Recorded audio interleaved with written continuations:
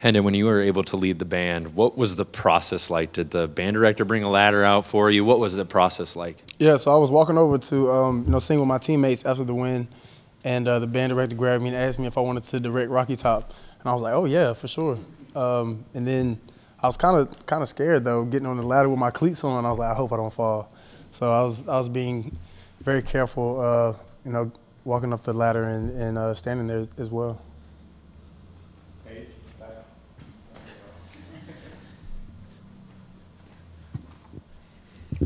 I guess kind of piggybacking off of that, when you were up there conducting, I was on the other end with your parents, and your dad was kind of mimicking the same thing, your mom getting a little teary-eyed. So just kind of going through all of that, you're the first guy since Peyton to do it. Just what did it feel like when you really got to kind of soak that moment in? Mm-hmm. It was cool. It's been something that I've admired since the day I've got here, just seeing pictures of Peyton being up there and seeing videos, and also just kind of having that thought in my mind, like when we scored, they strike the band up. So I always wanted to do like a little celebration of striking the band up when I scored. So just being up there was an honor and a blessing as well.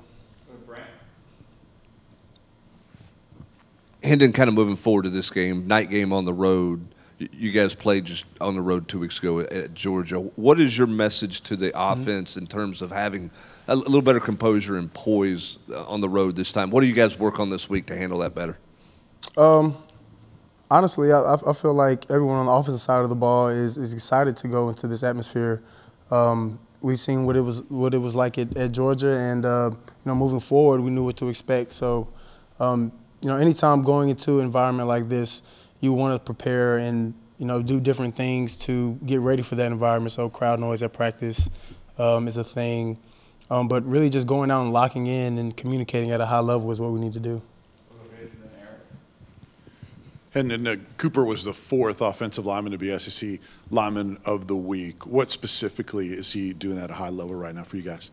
Yeah, he's being a great communicator from me in the backfield, and then just the rest of the security up front.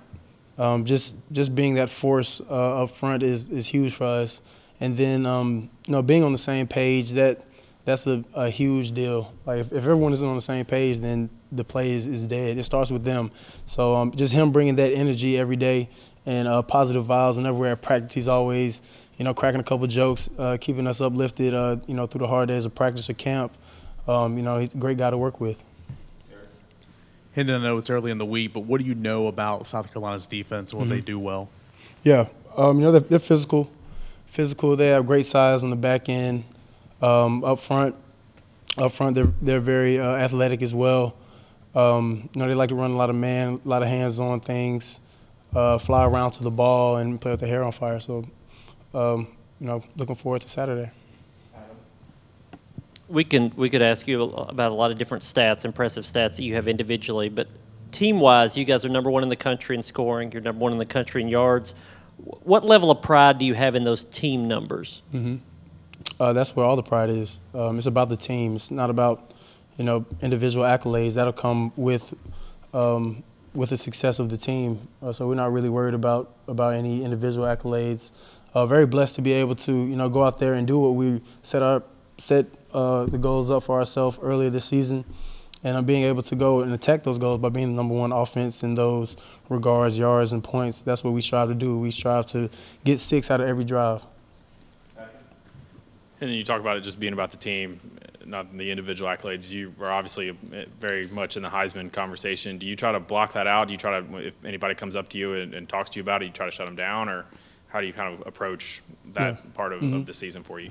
Yeah, I'm very appreciative of that. I'm very blessed to be in that situation, but I wouldn't be in any of that without my teammates and coaches and support system. So really just concentrating on, going 1-0 every week.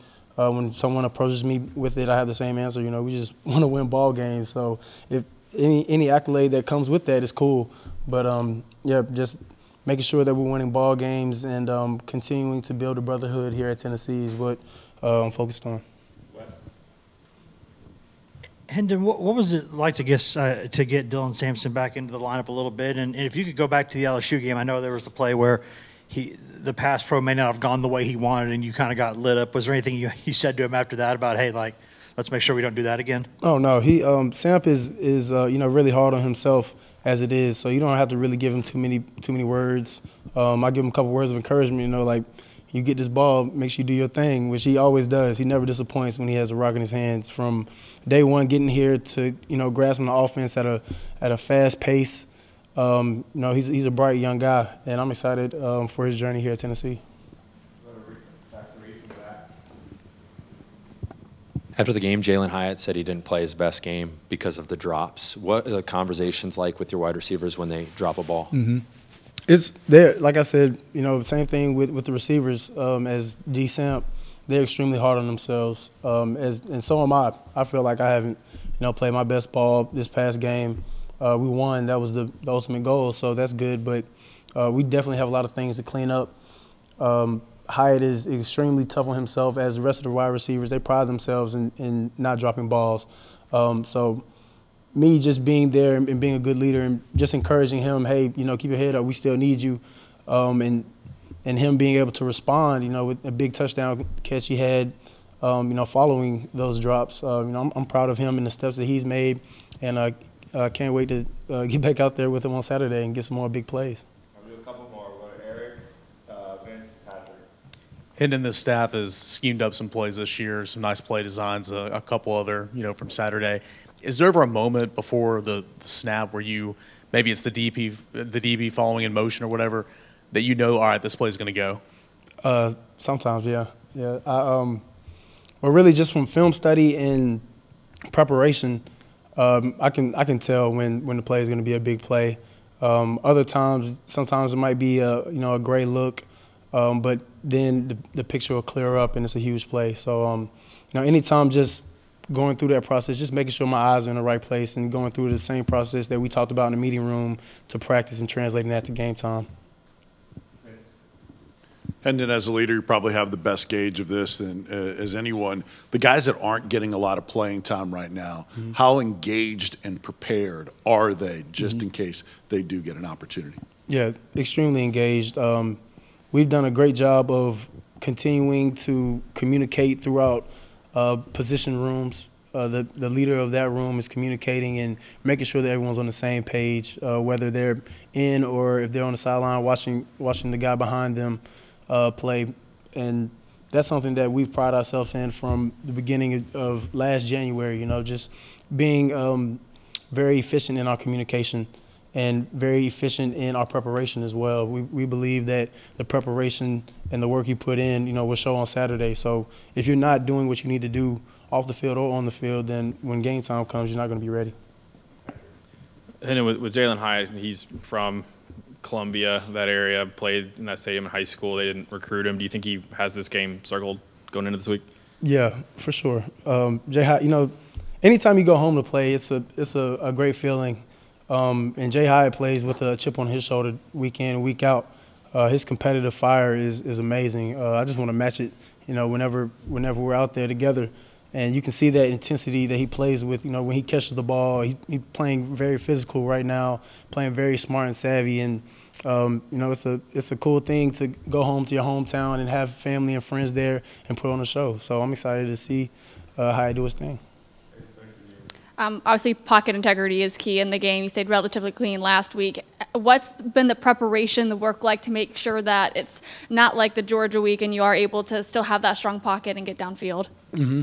It starts with the security up front, my O-lineman and my running back. And, like we were talking about earlier with Coop, that communication factor, making sure that everyone's on the same page, making sure, we want to slide this way or that way. If I see a blitz, make sure we're audible so that we can get picked up. But, just making it an emphasis that we concentrate on communication and having that throughout the whole game and preparation. It starts with preparation to have efficient communication. I'll do one more, Brent. Your last question here. Yeah, there's obviously a lot of big plays in this offense. Everybody talks about what you do out wide. What is Princeton Fant meant to this offense this year, the growth of it in year two, and how important is the tight end position to this system? Yeah, they're the Swiss Army knife. They do it all. They catch it, get handoffs. They're blocking. They're really the missing piece of the offense, and that's what they pride themselves in.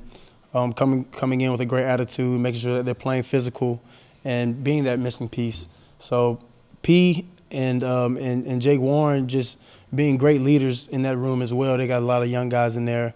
Them being great leaders and coming with great attitudes every day, working hard and making sure that they're perfecting their game. They make sure that they come in and get extra film, extra balls on the jugs, and then they're playing special teams as well.